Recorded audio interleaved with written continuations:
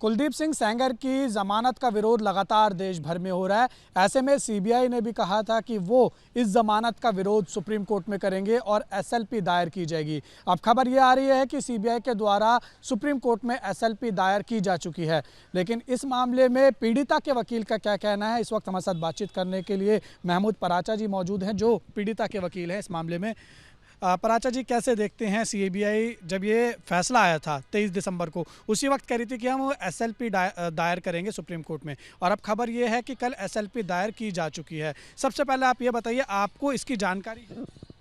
आपके माध्यम से तो ज़रूर जानकारी है।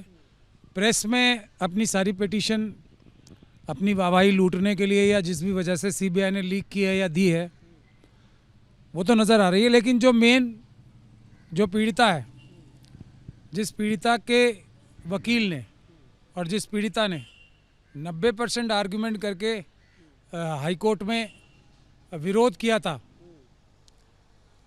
उससे तो बात ही नहीं की। उसको तो लूप में रहने की ज़रूरत ही नहीं है, उससे तो कुछ पूछने की ज़रूरत ही नहीं है। इन्हें प्रेस को बताने की ज़रूर आवश्यकता पड़ जाती है। हमसे पूछते तो हम 4 पॉइंट्स और बताते जो इनको अभी तक समझ में नहीं आ रहे थे। यही बात है ना। तो इससे उनकी मंशा साफ पता लग रही है, सिर्फ और सिर्फ पब्लिक को दिखाने के लिए आई वॉश करना चाहते हैं। और अभी मैंने जो पहले कहा था उसको मैं दोबारा दोहरा रहा हूँ, बड़े से बड़ा वकील खड़ा करेंगे, पब्लिक की नज़र में अच्छा बनने के लिए ये लीक कराएंगे। अंदर क्या बहस करेंगे ये आने वाला वक्त बताएगा, इसीलिए हमने केवियट लगाई है ताकि हम भी लोग जाएँ। अभी तक इन्होंने सुप्रीम कोर्ट में चीफ जस्टिस साहब के सामने मेंशन भी नहीं किया है।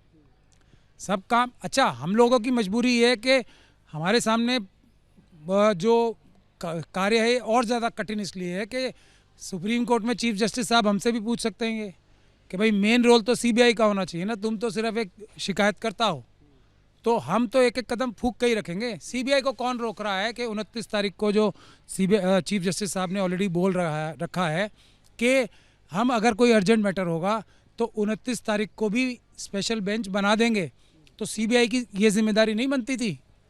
वो मेन पार्टी हैं इसमें, जाके कम से कम मेंशन ही करते थे। अब तक तो मुझे पता नहीं लगा है। जहाँ तक मेरी जानकारी है अभी तक शायद उनकी ऑब्जेक्शंस भी क्लियर नहीं हुई हैं।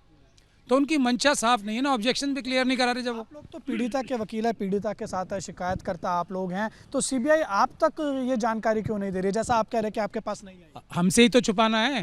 क्यों? आज हम जा रहे हैं ना 1 बजे इन्हीं के आईओ की शिकायत करने डायरेक्टर साहब से मिलके कि ये कोर्ट की ऑब्जर्वेशन है, अपने आईओ के साहब के खिलाफ कम से कम एफआईआर दर्ज करो, ताकि जो पटरी से उतरी हुई है गाड़ी, जो उल्टी दिशा में सारी चीज़ें गई हैं, वो कम से कम एक स्टेप तो ठीक हो। ज़मीन से ही शुरुआत होगी ना। सारी गंदगी जो विभत्सपना सीबीआई ने किया उसको ठीक करने का, तो उनसे उनकी मंशा आज पता लग जाएगी। हम लोग जा रहे हैं 1 बजे, आज पीड़िता जाएगी। मैं तो इसलिए साथ जाऊंगा कि उसकी मतलब अगर कोई टेक्निकल सवाल पूछना चाहें सीबीआई के डायरेक्टर साहब तो उनको जवाब दे सकूं। मैं भी जाऊंगा आज वहाँ पे उसके साथ 1 बजे सीबीआई के हेडक्वार्टर जाएंगे। हम देख लेते हैं उनकी क्या मंशा क्या है, साफ पता लग जाएगा आज ही, अगर वो एफआईआर तुरंत दर्ज करते हैं।